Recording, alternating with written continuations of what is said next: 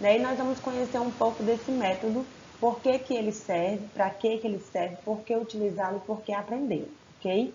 Então, assim,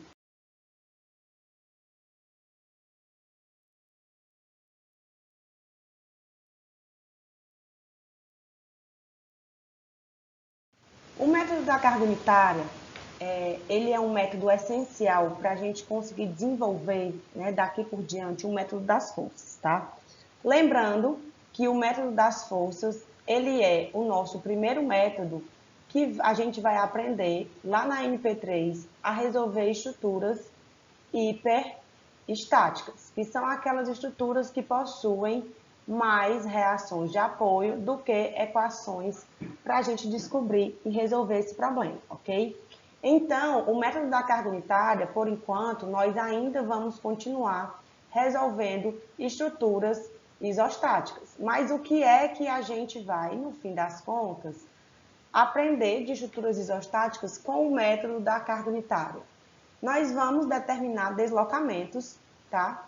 Em uma determinada direção e em qualquer ponto de uma estrutura reticulada isostática. O que é uma estrutura reticulada? Como a gente já viu anteriormente, a estrutura reticulada é aquela estrutura que é composta por barras, tá? Que é exatamente o tipo de estrutura que a gente está vendo até então. Então, a gente pode ter estruturas reticuladas de alguns tipos, como, por exemplo, vigas é uma estrutura reticulada formada por barras, pórticos planos também é uma estrutura formada por barras, grelhas, que é uma estrutura formada por barras, e também a gente pode ter as nossas treliças, tá? Toda essa galera aqui, para a gente calcular esses deslocamentos, elas têm que ser uma configuração isostática, onde o número de reação de apoios seja igual ao número de equações de equilíbrio. Então, aqui a gente tem exemplos do que são esses deslocamentos que a gente vai encontrar e que a gente vai calcular com o método da carga unitária. Esse primeiro exemplo, a gente tem o exemplo de um pórtico. É um pórtico plano. Aqui nós temos um apoio de segundo gênero, então eu tenho duas reações de apoio. Aqui eu tenho um apoio do primeiro gênero, então eu tenho uma equação de apoio apenas. Eu tenho 3 barras e o meu carregamento. Na hora que esse carregamento atuar sobre a minha estrutura, vai acontecer uma deformação. Essa minha estrutura ela vai se deformar. E quando ela se deformar, eu gerei aqui o diagrama de deformado dela, a curva deformada dela no F2, e aí a gente encontra essa configuraçãozinha que está em azul. Então, a nossa estrutura saiu do verde para o azul. E aí, se a gente for olhar os nossos nós, os nossos pontos, bem aqui a gente tem o nosso ponto A, vou chamar aqui de A, aqui de B, aqui de C e aqui de D. Então, a gente tem o ponto A, o ponto B, o ponto C e o ponto D. Então, se a gente observar para cada um desses nós, para cada um desses pontos, ou ainda para as nossas barras, a gente vai perceber que a nossa estrutura sofreu um deslocamento, sofreu uma deformação. Então, por exemplo, o nosso nó B, que se encontrava bem aqui em cima, nesse ponto, agora se encontra aqui nesse ponto. Então, a gente teve aqui um deslocamento no nó B, tanto na minha horizontal quanto na minha vertical. O nó C é a mesma coisa, eu tenho aqui um deslocamento na minha horizontal.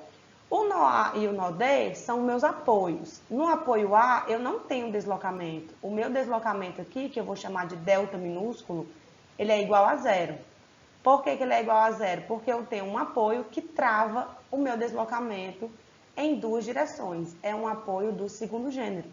Já aqui, no nosso apoio D, eu tenho um deslocamento aqui, delta, na minha direção horizontal. Por que que eu tenho esse deslocamento? Porque o meu apoio, ele é um apoio de primeiro gênero.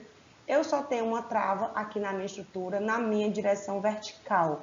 Então, o meu apoio D vai sofrer aqui um deslocamento horizontal. Minha estrutura estava aqui nessa configuração e agora tem essa configuração aí azulzinha, né, deformada. Do jeito que a gente tem um pórtico, eu posso ter também uma viga. Aqui nós temos uma viga Gerber, né? Bem aqui está o nosso elemento rótula, que é a nossa articulação, apoio do primeiro gênero, apoio do primeiro gênero, apoio do segundo gênero, e aí aqui eu tenho 4 reações de apoio, eu tenho 3 equações de equilíbrio, que são elas, somatório das verticais igual a zero, somatório das horizontais igual a zero e somatório dos momentos igual a zero, e tenho também uma equação adicional, que é a minha equação da rótula, momento fletor na rótula igual a zero. Quando eu aplico esses efeitos na minha estrutura, ela sai aqui da linha verde e vai para essa linha azul. Ela sofre um deslocamento também. Então, a gente tem aqui diversos deslocamentos e deformações. Eu tenho, por exemplo, esse deslocamento aqui, que aconteceu na vertical. Eu também tenho um deslocamento nesse ponto, que também acontece na vertical. No caso da viga, dessa viga, eu não tenho nenhum deslocamento horizontal. Eu também não tinha nenhuma carga horizontal, diferentemente do pórtico, quando eu tinha apenas cargas verticais, mas por eu ter uma estrutura rígida, complexa, eu também tenho deslocamentos horizontais lá, aqui não. E eu também vou ter algumas inclinações. Por exemplo, a minha estrutura aqui, nesse ponto, ela era reta. Se eu olhar aqui para baixo, como ela ficou, ela não tem mais um ângulo θ igual a zero. O meu θ aqui agora na minha deformada, ele é diferente de zero. Assim como, por exemplo, acontece bem aqui. Eu estava no verde e fui para o azul. Então, aqui eu também tenho uma deformação de rotação. Eu estava no verde e vim para o azul. Eu também tenho um deslocamento de rotação. A minha estrutura, ela rotaciona em cima do apoio. Então, essas minhas rotações e essas minhas translações, eu vou conseguir encontrar os seus valores através do método da carga unitária, para poder mais na frente a gente conseguir relacionar isso com o nosso método das forças, que é um método que compatibiliza deformações e deslocamentos na estrutura e equilíbrio, né, para poder a gente conseguir resolver estruturas que são hiperestáticas e que a gente não conseguiria resolver normalmente apenas com as equações de equilíbrio.